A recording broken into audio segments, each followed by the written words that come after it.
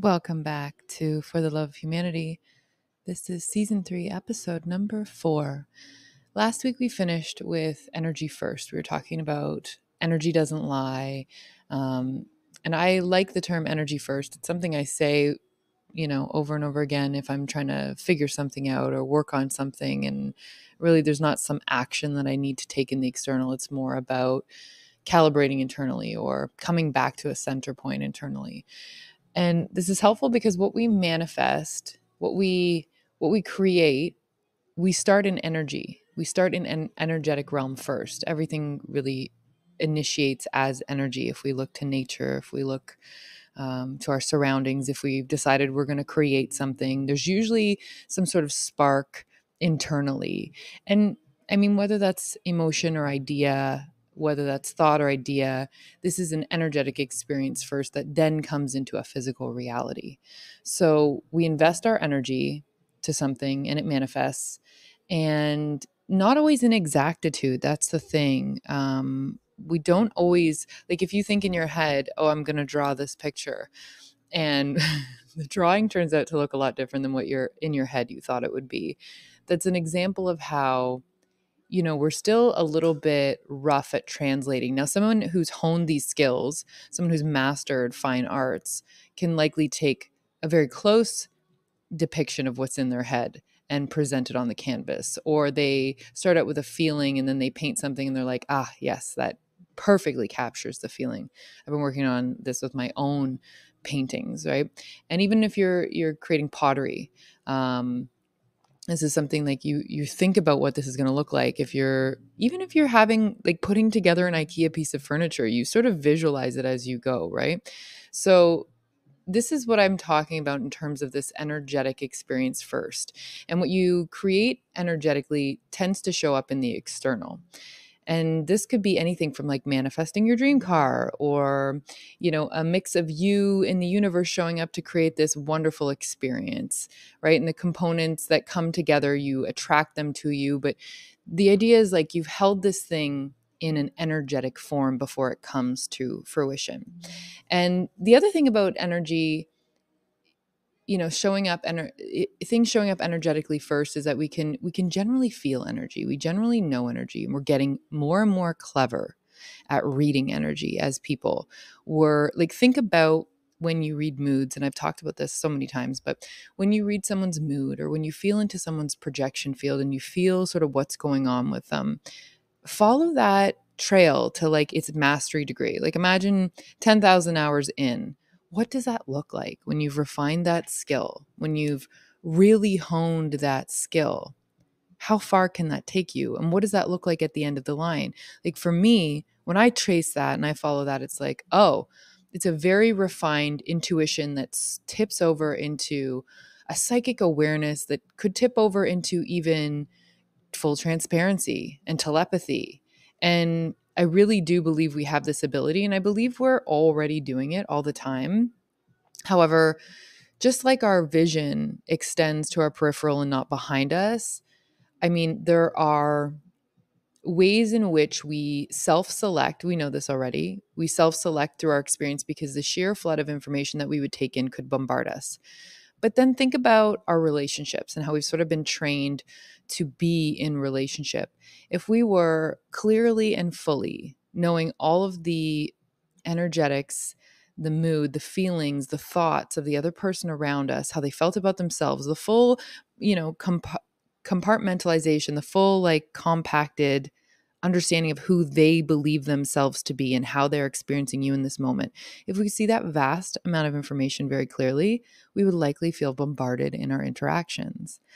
But it does not mean that we're not developing that slowly over time. It does not mean that we're not moving towards that. Think about how, mothers connect with their babies and they have to intuit what their baby's looking for. And eventually they get to notice the subtle, nuances of what that baby's messaging means. And in the beginning, it might be a few leaps here and there to be open to it. In the beginning, it might be you fighting against your mind, being like, this isn't realistic. I'm not really reading this. I'm not really telepathic about this. And I've been thinking about, judging and perceiving. And sometimes we think that what we're doing is we don't fully understand perception and our ability to perceive. And so we maybe are perceiving things, but we think, oh no, I'm not perceiving that. That's a thought that's in my own head. But like energy being something that flows, it's not necessarily contained and confined within the material experience of our body. Energy is flowing throughout. If you've heard anywhere that your thoughts aren't always your thoughts, you could be picking up on things. Like that's the psychic ability. And I believe we all have this capacity. It's just to what degree we've trusted it, exercised it, worked with it, expanded it, tested it out, was with it. And I think if you reflect on your most intimate relationships and you actually like sit with the thought around it, sit with the occurrences and ask yourself, do I innately and intuitively know what's going on with my intimate partner in certain moments? Can I tell what they're thinking? Can I tell what they're thinking because I know the background of what they're going through and what they would think in this moment?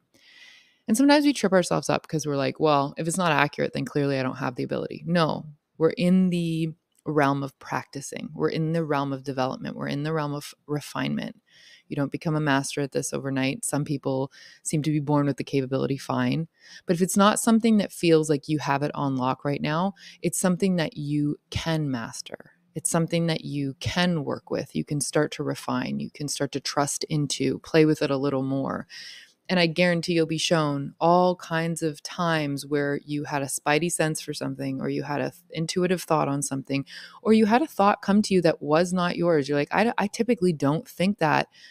I've had sessions with like different astrologers, different readers, different channelers, where before I got to the session, they were like, I was feeling this. I know that's not mine. I'm thinking it's yours. What's the deal with this? And I'm already open. So I'm like, yeah, okay. So that for me is blah, blah, blah. It's invaluable to understand what is yours and what is someone else's. And when you're starting out understanding this and you think that there's no connection between the energy and that you can't read the energy and it's not free flowing between the two people or you and the group or whoever you're with, you'll sort of gaslight yourself into thinking you're not reading that energy. Like, oh, that must be me. I must be making that up. That has nothing to do with me. Or that's all mine. That has nothing to do with that person. I've just like, so we volley between this weird space of giving ourselves credit for being very intuitive and then cutting ourselves off from that intuition and claiming like, oh, that's just a thought I had. I'm reading this book right now and it talks about perception and people's projection fields. And, you know, when you pick something up, you think maybe you're judging because you feel the negativity of the thing that's coming through and you assume like, oh, I must be judging that person for X, Y, Z. But perhaps you're picking up on their thought of themselves that's being projected out. And at first I was like, okay, but there's a loophole here. There's a scapegoat here. People who, you know, don't want to take accountability could use this loophole and just run rampant with it. And so I had to sit with it for a while before thinking about it, or sorry, before bringing it forward. And to be honest, I've had hundreds of examples come into my life in the last like couple weeks, like just flooded with examples where I'm like, right, yep. I see how that works. I see how what we're experiencing with people, we're experiencing the projection field. And as we get more nuanced and we get more refined at reading it, we can get more accurate at understanding it. And so some of you might hear this and be like, well, shoot, like, how do I feel not so transparent and vulnerable and open to people? Can people really read my moods? Can people really see?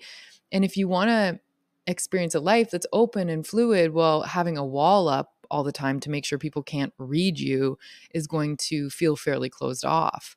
And people can read that. They can definitely read closed off energy, right? But I think there's something to embrace. I think that we're at a moment of embracing, okay, well, while, you know, humanity is at this level where we're not all telepathic and we're not all psychic right this moment, or at least we're not aware of these things on a mass conscious level, we've got some time to tidy up what's going on the inside, to work with it, to be that version of yourself that feels really good about what's going on inside. There's like really nothing to hide. And it's interesting because this age of like social media and technology is in tandem. As much as it feels like a bit of a breach of privacy, it's also ushering us into this. It's funny, I have this conversation with my partner and I'll say things like, we have a Nest Cam, and it's like, what do they do? What's going on with the video? It's just like sitting there. We don't have access to it after 24 hours. Some of them we do, I think, because you have a membership. Neither here nor there. But he says, I've got nothing to hide. There's nothing, I'm not concerned about anybody ever having my information. And for me, it's not really about that either, but it's about ads being curated, or, the data collection that we don't even fully fathom yet that's going on. But either way, we're in this era of, like it or not, we're on display. And many people's children are on display before they even grow to the age of consent. So this is a whole other experience and debate. But what it's doing is having us feel a little more comfortable with transparency, whether we're here for it or not, ready or not. Here it is. We're moving into this era. And so I was thinking about this last night, and I actually got up at 2:22 in the morning and just started journaling on this, because I had other topics in line to talk about on this podcast, but this just came through, and it was very clear, and it was very enjoyable to think about. So currently, one of the themes that I'm working on, or playing with, is the vulnerability, clarity, and integrity of living from a heart-centered place of transparent congruency. And I know that's a lot, it's a mouthful, but being vulnerable, being open to being vulnerable, and being seen in truth and clarity. Being in integrity, so knowing that what I want to be on the inside matches what I want to be on the outside. And yeah, there's nuance in social interaction where we, maybe we don't show the side of ourselves that we show to our best friend, to, the person we just met at the gas station. Maybe we do. Wonderful. But having a certain amount of integrity and congruency around telling the truth and being truthful, and allowing ourselves to feel clean and clear, like the water runs clear when you have an interaction. Like you're not walking away harboring anything, harboring any negative feelings, harboring any triggers. Like things are fairly clear, and living from your open heart, like a heart-centered place of being transparent and being congruent with who we say we are. And it's like acting as though your inner world or your energetic intentions are palpable and knowable. Like they can be felt and seen. Like if we thought about life that way, would we be acting different? If we thought our energetic intentions, like when we have an interaction with someone and we're frustrated and we're not actually reaching for, how can I just not be, one-sided? How can I not be completely selfish? How can I not be tempered and be frustrated and angry to a degree that's mean? And I'm not saying we won't get frustrated, angry, and tempered. That's not what I'm saying. But how do we show up to an interaction where we can own that, be clear about it, and still not project at someone like filth or shit or toxicity? How can we, be in an interaction where we can manage the fact that we're having emotions, or we're having an experience, or we're feeling discordant or incongruent or frustrated, but still acting in the most integrity we possibly can, and still acting in a way that feels like, this is me. That's not like me to be like that with someone. I know that, like when we start using phrases like that, it sort of points us in that direction. So imagine your energetic intentions, like being thankful, being grateful, allowing people to know that when you do feel that way. And if somebody's genuinely extended something to you, and perhaps it's not the thing you wanted, or perhaps it was delivered in a way it didn't feel good, or perhaps it's not, to your standard, or whatever it is, can you still honor that person? Can you still act with energetic integrity and intentions of I'm a good person and I like treating people well. I enjoy that. Again, and if you hear this and you're like, well, I don't want to be a carpet, this is an area, this is fantastic, fantastic, fantastic that it is coming up, because that is something to look at. Being in integrity, being kind, having composure, having compassion, does not mean there's no boundaries, and it does not mean you're a carpet, and it does not mean you say nothing. Actually, that's venturing out of integrity, because then you're not actually being clear. You're not actually working with integrity and value and clarity and being transparent and being congruent with what you're really feeling, and not open-hearted, So as I'm saying this, act as though your energetic intentions are palpable and knowable. Like they can be felt or seen. right? It's like knowing that the God version of others, if God works for you, take it how you do. Knowing that aspect, that higher self, God version, source aspect in others, in the version of yourself, are in a conversation, that same version, like that the energy in general can be seen and known and felt. Like as if like as if the way you would talk to someone as a kid if you knew their parents were there. You'd just be a little bit more respectful, perhaps. Like, I don't know if this resonates. That's maybe a weird example. But like as if the consciousness in that person was wide awake and they could feel your intentions and they could see your intentions. They knew what you were thinking anyway. So regardless of what you presented on the outside, they already knew what was on the inside.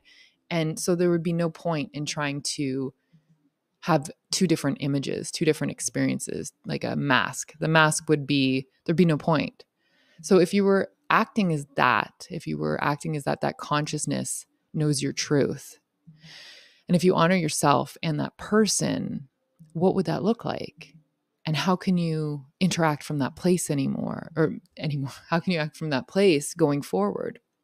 As opposed to like, oh, I better just pretend I like this. I better just pretend I'm enjoying this. Or, I don't enjoy this. As soon as this is over, I'm done with this. Or like, again, having those feelings, but then also being like, okay, and then what? Like, it doesn't just stay there. We don't just stay arms crossed mad,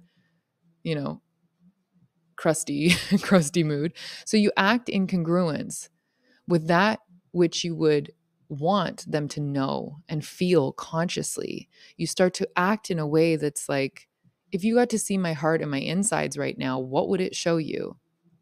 And I get there's huge vulnerability there. Huge, huge. And we have not been taught that. We've not necessarily been ushered into that level of social arrangement.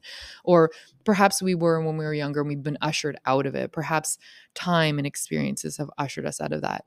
But consider that. How would that feel to act in a way that felt congruent, the inner and the outer at the same time? And this is not to create paranoia, right? Just to be aware of conscious transparency and accountability and highest self. Like, think of that person and make your decisions as though they can be clearly seen.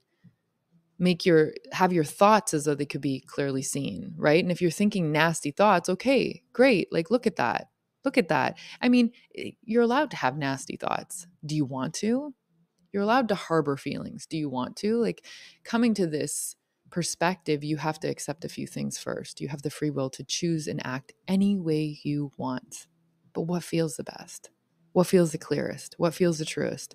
What feels the most enlightened? And some people might say, what feels the most enlightened is giving somebody a piece of my mind when I'm pissed off at the situation. And I've been there. But does it really? And is there a hangover effect from that? And then what's the fallout? And then what do you have to deal with? And then is that honoring the version of them that also is entitled to their, experience of life, the God self in them? And so this is what I'm playing with. This is what I'm urging, right? And being aware that we're getting more aware of this. We're able to read it more. People are becoming more adept at understanding energy and seeing energy and interpreting energy. And you can start to see if people are harboring negative feelings, if they're harboring negative thoughts or judgment, if they're like not feeling respected, or if they're not feeling gratitude, or if I'm not feeling respect and gratitude, it doesn't translate. That doesn't come through when I'm saying the things I'm saying. So again, think about a meal or a wine with the full-bodied flavor. You can pick the tasting notes, and it's fine. It's fine that if, you're frustrated, one of the tasting notes in the conversation is frustration, but as long as there's still respect and compassion for the God self and the other person you're connecting with, then I think we're hitting more high notes in our connection. I think we're hitting on more areas of healing, growth, moving forward, momentum, relating, and just general ease in life. Like, it doesn't feel easy to be in conflict constantly. It doesn't feel easy to be at odds with people constantly. And again, if you hear that and you feel triggered, as if Well, that again, that means just people pleasing. It doesn't. It's the opposite. It's requiring you to not people please and to be honest, but in a really clean, compassionate, clear way that when you leave that interaction, you're like, I left it better than I found it and I feel good about it. And so making sure that, if you have this base note of I respect people generally, I have a respect for other people, and I have a compassion for other people, you practice that, you work that, you create that in you in a robust way energetically, that will be felt by the people that you interact with. And it will lead your conversation so that when you do hit a rocky road, a bumpy patch, a challenge, you'll trust that that's always there. So again, how would you really be with those thoughts and those feelings if the God in them or in others or in you was watching, and you wanted to be the version of you that is sitting in like a fully resourced, like potentiality, like knowing that your goodness is just in escrow. It's sitting there. It's there. And again, not in a paranoia way. We're all practicing congruence. We're all figuring what this is. We're figuring it out. And I know these words are used all the time as buzzwords. And I hope that doesn't push people away, because honestly, some of the words, they work. They really describe what is being said. Now, it's unfortunate that some people, describe them in a way that perhaps turns people off, or perhaps that's not unfortunate. Perhaps that's a trigger to work through. If you're triggered by some words because they're popular, look, we all got to come to mental health and healing, and we all do. We all get to have our higher selves. We all get to have our best selves. We all get to have our healed versions. So yeah, these words that seem to be at one point only for the realm of academia and psychology and medical professions, or at least mental health, get to be layman's terms that we all get to experience and we all get to use, so that we all can relate and then we all can heal, and that they should be accessible to everybody. So just because something's accessible, I don't think it means it's mainstream and void of meaning or application. And so being that version, having that escrow of like, goodness, respect, practicing your congruence, like this is not to add self-defamation. So when you start to think like, oh, I'm not acting from integrity or congruence, oh man, I don't do that. Oh, I pass people, and the minute I feel jealousy, I also apply judgment, or I also apply like something to make myself feel better. Like, oh, they have lots of money, but are they happy? Oh, they have lots of money. Are they loved? Oh, their partner spoils them, but do they care about them? Do they step out on them? Like, if those are the patterns that are coming up, and you're noticing, I don't like the way that feels, I actually don't need all that drama in my thought pattern, in my thought. Like, I want to walk around all day just kind of like clear-headed and enjoying what comes up for me, then that's fantastic, because you're already looking to create space. You're already looking to create ease and clarity. And so you're looking to have that as within, so without, that authenticity, and that like to clear up the lurking victim. And I'm going to do some archetype podcasts, I think, as well, but like the victim is so pervasive, and I see it so much in cultural situations or in social media, like this victim baiting. And it's almost like getting people in their victim. Like there's triggers online that can get you in a victim mindset fast.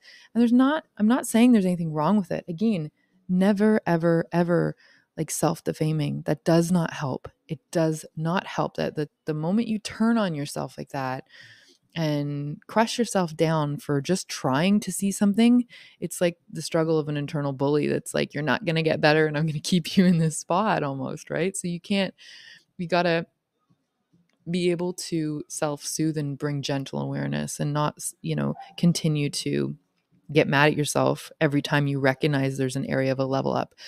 That was something I had to learn, especially I was like weaponizing my personal development against myself. And every time I saw an opportunity for growth or like a level up, I was like, I would get a little bit frustrated myself that it wasn't an automatic, that I wasn't already there. And that, I will say, slowed me down, didn't feel good. That was a big lesson. And I was going to a somatic therapist, and we're talking about self-love and what does that feel like? And I'm getting it on one level. But then there's this sneaky little corner, this lurky little corner where, my victim is also my defense system is also my bully. Like this person, the little version of me inside, this little shadowy aspect had all of those experiences. It was the victim and it was the persecutor. It was like two sides of the same coin. So don't be mad at yourself. We all have had shady little programs. We all have shadow, right? But like, have a look at it. Look at those shady little spots, not to self chastise, but to be like, I see you. Okay. Okay. And there's not a problem here. I'm just glad I have clarity. So if we can read each other's moods, what happens when we continue to refine that and perfect that? What happens when we perfect these receptors in our everyday lives? And for me, I see that as, wow, tipping over into telepathy, tipping over into more of deeper intuition that's more psychic, more clear, right? And I have a few questions. Ask you, like, would we be bombarded with the errant thoughts of others if we were that telepathic?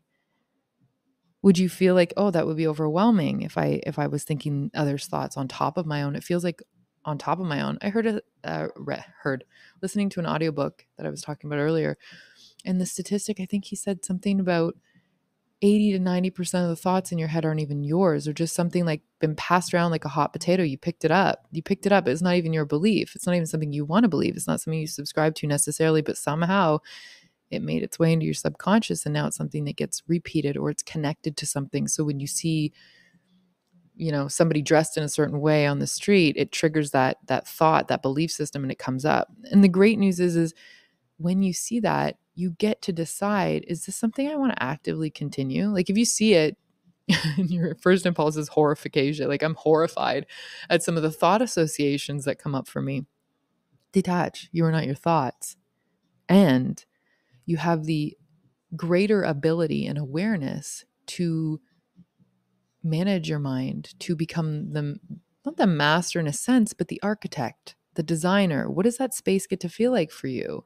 And look, I'm not saying that you'll have total control overnight. That's not what I'm professing. But what I'm saying is we have more influence, more ability to shape and design and perspectivize than we think we do. And so would we be bombarded by errant thoughts?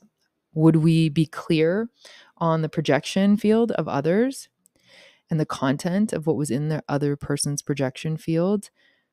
Like what they allow to reside in their mind, body, and field? Like think about how that could be actually a positive. Maybe you learn to not be bombarded by other people's thoughts, but you just have a gentle awareness of, oh, that's what I can tell how that person feels about themselves, just kind of because of what I'm reading in their field and their body language and the way it's manifesting, right? Because the energy first, and it manifests in interesting ways. And when people feel a certain way about themselves, you can start to read it in the way they stand, in the way they talk about themselves, in the stories they tell, in the way they hold themselves, in the way they look after themselves, in the way they feel that they're worthy.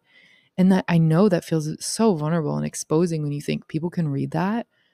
And some people, yeah, and we're practicing it. And it's, the more, oh my goodness, social media just helps. You see so many faces so quickly, and your brain is taking in the data. So whether you're consciously aware of your development of this faculty, or whether it's still largely subconscious, it's still being developed. We are the most intricate biological technology to exist. If we could take a scent in the air and be aware of, have the hair stand up on the back of our neck and be aware of what's behind us, you best believe we're capable of taking in like a black box's worth of information and storing it in our subconscious and making connections. But if you never let yourself even contemplate the fact that you have that ability in your design, you're not going to be able to bring it forward to your consciousness and use it in a beneficial way. So like, I'll give you some examples of this, and just think on it, because this might be something that doesn't seem to feel realistic yet. But think about like what you observe in other people, in the way they hold themselves in their fields, their habituated judgments, or their perceptions, or what you observe about them, right? Consider when someone embarrasses themselves, and like that meta level of you recognizing them embarrassing themselves and them recognizing that you've recognized that they've embarrassed themselves, and they know in that moment that you know how they feel. And there's that back and forth, back and forth, back and forth. And there's no words about it. And you're just looking at each other. Like if you fall up the stairs and then you make eye contact with someone like that, we have that all the time. So given that we have that ability and that level of intuition, but we're just not always conscious. We're just not always focused on it. And if you were put on the stand and said, hey, do you remember that day when this was happening? Did you see the blue car that drove by? You might be like, no, but your subconscious might have picked it up. I'm saying might, but like in my belief system, it did. In my belief system, we're like aware of everything because for me, that internal God source is perceiving everything. That is the black box. We all have the black box inside of us that's recording everything. And the black box is connected to every other black box. So it's always passing information back and forth. It's always connected. And I get that sounds so meta, and I get that that might be like, that's too much. I don't want to let my mind go there, or that's too much. I don't think it's possible. Hey, like, fantastic. But this is the way I see it. This is the way I've been shown it. This is the way it comes up for me time and time again. And so there's this moment, as I said, going back to that example where you recognize the person recognizes that you recognize the person.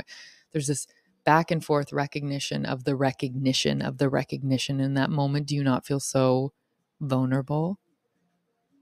Like, I think that's why we're shook sometimes when we fall, not just because we fell, but it's like, did anybody see? Does anybody know that I'm embarrassed right now about it? Like, there's something very raw about that. I remember having that experience, even trying it for a choir once, and like just recognizing that they recognized that I hadn't started singing and that I was forgetting my words. And the more I recognized that they recognized that I was forgetting my words, the more I forgot my words and spiraled.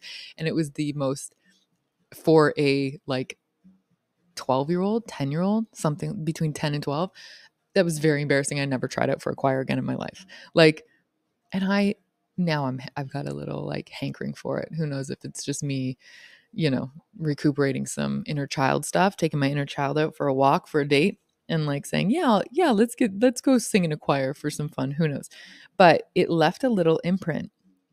And I know that it can be feeling very vulnerable when we recognize that in one another. This is why, in relationships, sometimes in intimate relationships, it can be the hardest place to be when you recognize that with one another. But then when you recognize that in the art of making love with someone, isn't that just the most incredible openness, that just like a cascading openness of vulnerability and enjoyment and just blooming. You're just opening up. Like, picture a gif of a flower blooming and it's just a rose just going from a bud to opening. It seems like it's forever just opening. Like the mandala, like the lotus that just keeps opening. Infinite petals just keep opening. That's the image that I get when I think about that. So it can be very rewarding. This is why, I said earlier, this open heart and coming from this open heart place, as much as it can be vulnerable and bare and like, oh my God, like naked in a dream, it can also be incredibly connective and enjoyable. Like, it's already there. We're already clear. We already see these things. We're just coming clear on it. So if our brain's already taking in this information, and trust me, we're not running from tigers, bears. We're not really, the majority of us aren't in those scenarios that we had these, incredibly intuitive systems that were incredibly aware of our surroundings. We don't use them for that anymore. We're not living in the wild as much. I mean, some people are, again, but the majority of us are not tapping the full potential of that. But it doesn't necessarily mean it's not taking in information. So here we are taking this information and learning, and it's like we get to become clear on it. We get to learn how to read it. We get to learn how to not become bombarded with it, and how we can use our own subconscious or connect with our own subconscious and conscious, and we get to use these experiences to inform us. And we keep reaching more and more clarity. And some will develop this, some will feel it and feel uncomfortable and refrain from it. Some will refine it.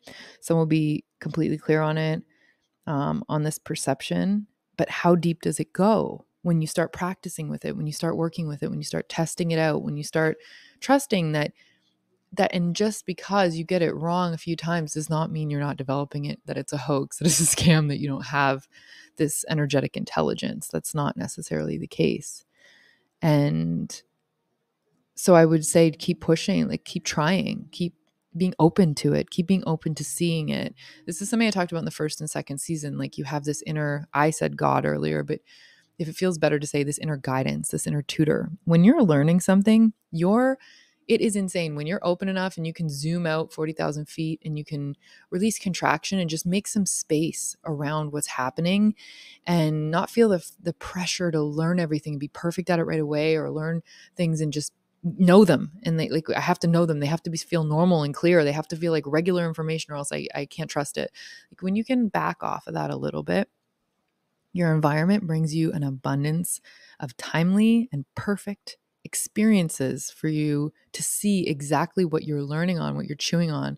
Every time I read a book, and like there's a moment where I'm sort of questioning, like, well, how does that work? What does that look like? I kind of get it, but give me something grounded to like see it. Always. If I'm open, if I'm paying attention, if I'm present, I will see a plethora of examples.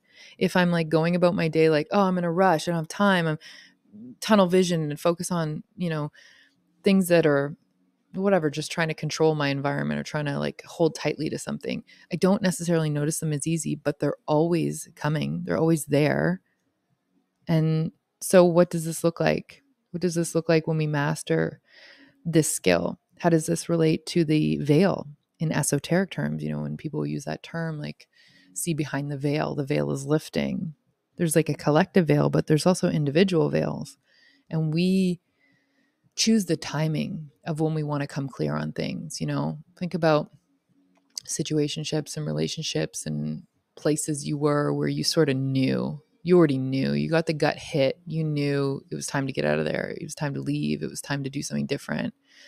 But you sort of kept yourself in a state of fogginess or confusion, or I don't really know. Oh, I'm confused about this. Like I would experience this where I'd do the thing first and ask for forgiveness later. Like, I didn't really know you wouldn't want me to do that. Like with my parents, I didn't really know you would not want me to just go ahead and do that in the house, or go ahead and, use your things, or go ahead and, whatever, put together this piece of furniture and that I've put together poorly now. I didn't know. My parents got really smart. They started writing notes like, do not put this together until we get home. This is when I was a kid and I loved putting things together. Anyway, so this collective and individual veil, the collective veil it's interconnected with the individual veils. And as we each individually say, you know what, I'm willing to look at this. I'm willing to come clean on this. I'm willing to be clear about this. It's like when you need to give up a habit. And in the beginning, you kind of pretend like you don't, and you justify and you over justify. And then you start hitting like some obstacles and you're like, well, that's not really what it's saying yet. No, not yet. Soon, and that's okay. Becoming conscious about something happens in your time, right? But as individuals start lifting their individual veils, the collective veil starts to lift a little bit, and larger groups of people are able to see things or feel safer to look at things that perhaps they felt weren't real or weren't realistic, or that they couldn't look at before, or that they had to just sort of ignore, or that, they could start to look at the truth of something rather than the story they've been sold. So when we think about that, thinking about even like giving to getting, or giving to get, like if we're just giving to get something, right? Is that energy felt? Can people feel that? Can people see that? Is that palpable, right? And being open to these abilities and having an open heart, that would be sort of like an ability to accept would be a nice protection mechanism for this. So if you were thinking like, I don't know if I can do this. I don't know if I can look for this. I don't know if I can be open to this. I don't want other people to see this about me. I mean, if we're all sort of acting from compassion as best as we can, then there's not much to fear in that type of environment. And I think just because we've had so much socialization around what is appropriate to be shared and what's not, and what you should be ashamed of and what you shouldn't be ashamed of. And if you're not the best, then feel bad. Like, there's some of us grew up in pockets of perfectionism, and some of us very quickly in our lives realized that's not it. And it's interesting because people who have realized that perfectionism is not it, I'm sure when they see someone going through perfectionism, they feel the heartache around it. Like, you don't have to be living like that. It's not really, sustainable, viable. It's not even really wanted. And yet, some of us that are struggling with perfection are like, no, that makes me the ideal candidate. That's my go-to. When they say, what's your weakness? I'm a perfectionist. I like to do everything it's going to get us the job. So yeah, I just think that we've got to develop this sort of understanding that we're all coming through this individually and collectively, have some compassion around it, not get paranoid, not get worried, but also really want to be able to do things for our highest experience, not just because people will see us as not living our potential or not being nice on the inside. And like, again, as I'm saying, some are already quite psychically aware. Some are already um, living in this realm. And this brings up the nuances around what is awareness? What is just simply being aware at one level, right? And how much awareness is coming into our conscious computing on a daily basis? Like, how much of our computing, how much of what we're taking in are we actually aware of in our conscious mind versus what's being stored in subconscious? What are we watching and just taking in and being like, oh, well, I guess I'll just be scared of that. And this is not even conscious. Like, oh, that's something to fear. That's something to fear. That's something to worry about. That's something to worry about. And these things are going directly into the subconscious, as opposed to you being conscious and being like, well, wait a minute, that's not actually something to fear or be worried about, right?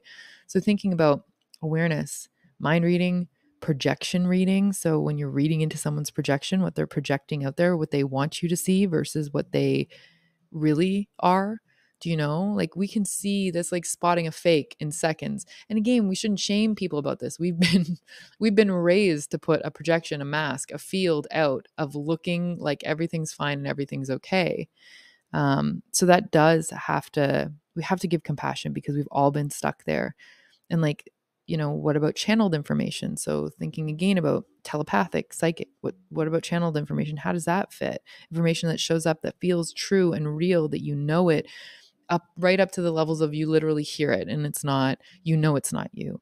What about a privacy veil? Like, how can we ensure that even if we're going through something, we feel like, I don't know, do we even get privacy anymore? If people, like, imagine if everybody was telepathic, what kind of privacy would exist?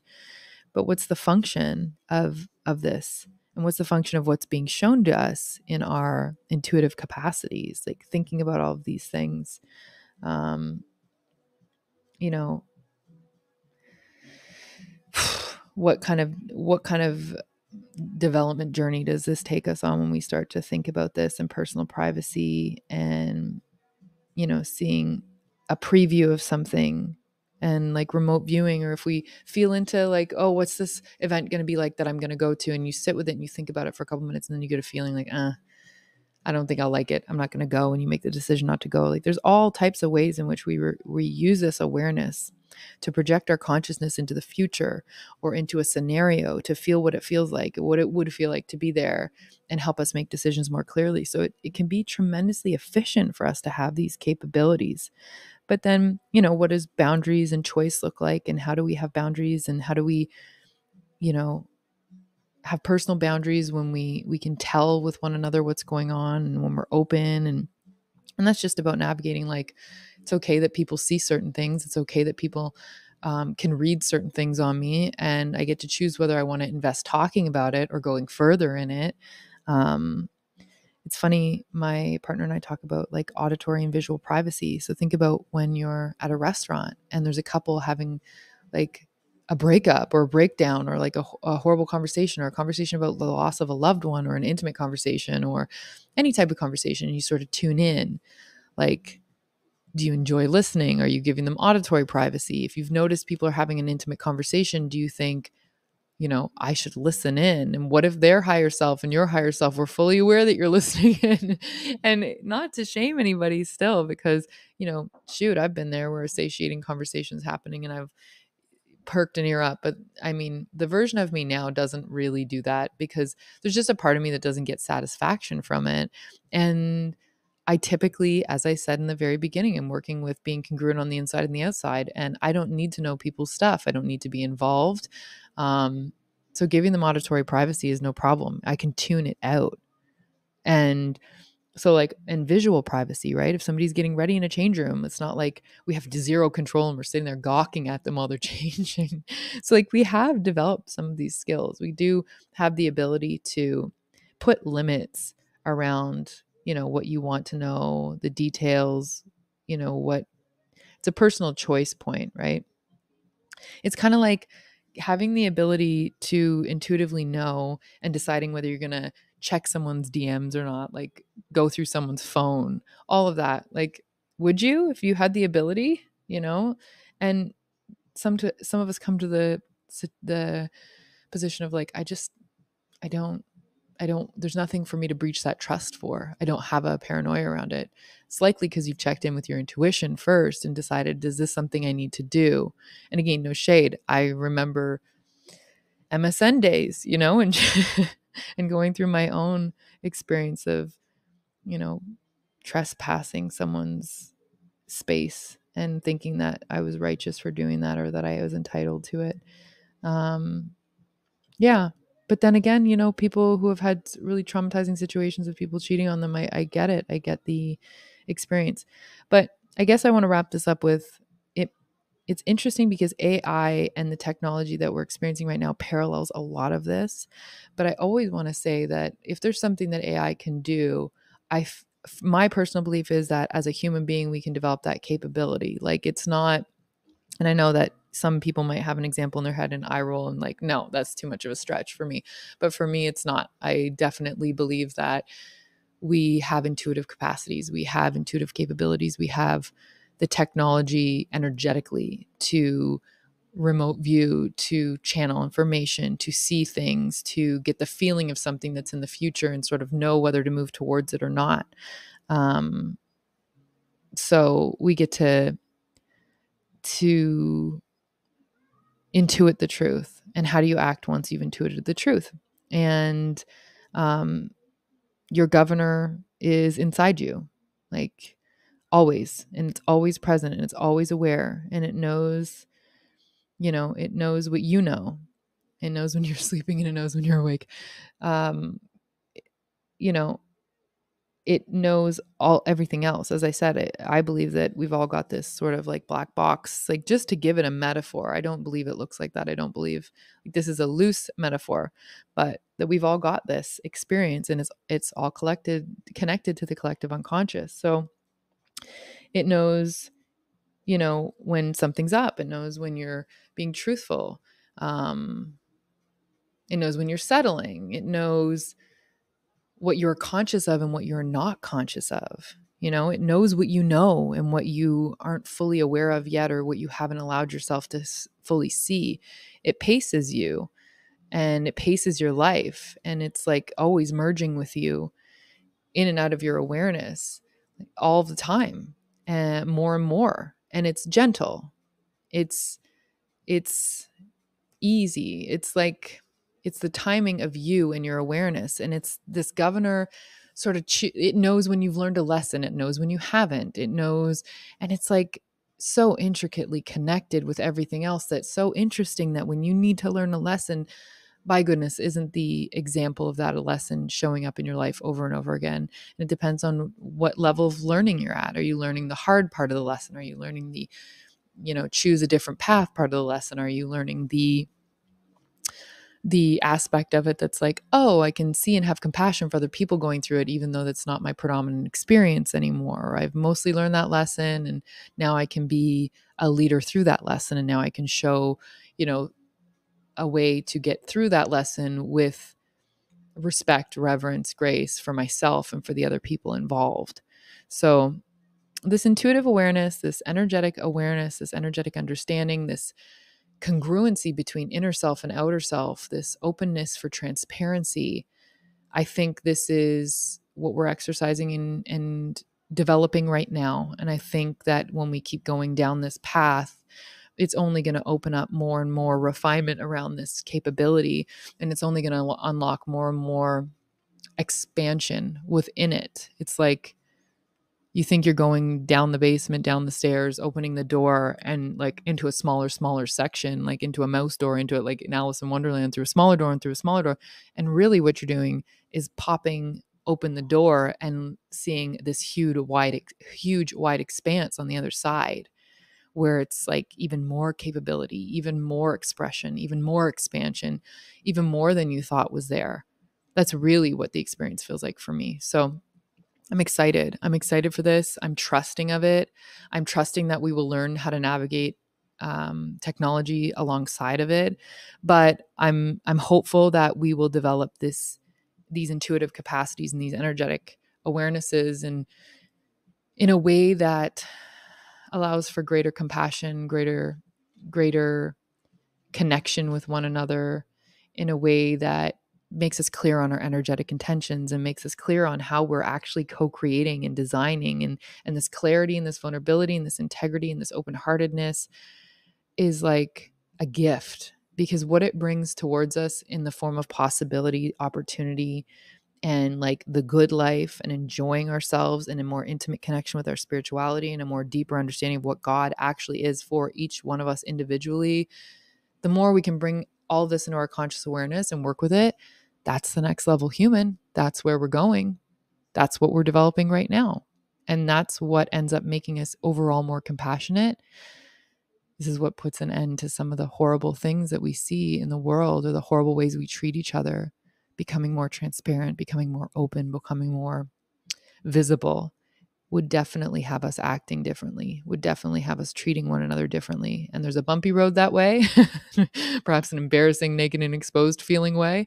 And there's a smooth way where you can work with it and trust it and unfold like a flower. And it's not to say there won't be bumps on the way of unfolding like a flower. It's just to say, at least you can trust deeply in the fact that nothing is happening in a way to stunt you, harm you, and crush you. And everything is happening for your beautiful unfoldment. And life gets to be that good. So in my journaling last night, I had another sort of realm I went into with these experiences. So that's going to be the next episode. And it's more on this unfoldment and how you see life and what your foundation feels like and looks like to you. So next episode is going to be a series of questions that I want to walk through, and I want to ask you to pause the podcast so you can actually sit and contemplate the questions, perhaps journal on them, whatever you do to gain clarity. But I think it's the time to look at this foundational spot. I mean, perhaps it was the time further up the chain, but here we are. And I think it's a natural lead in to asking the questions around how you see life unfolding and how much you trust life and what you actually believe is happening with you here on earth, living, and the point and the purpose, and how you can relate to that in a way that feels so good rather than confusing and frustrating. So thank you for being here. Find me at Femist on Instagram. I have a waitlist for private one-on-one coaching. I'm creating some coursework right now. That's what's going on with me. I am loving doing these diaries of transformation and just sharing. It is a very loose and easy space where I don't really put much expectation on it. I just show up and share what's on my heart to share and enjoy being here with you. And thank you so much for listening. And don't be shy. Show yourself. If you want to come and talk to me on Instagram, send me a message. I am there. Thank you so much.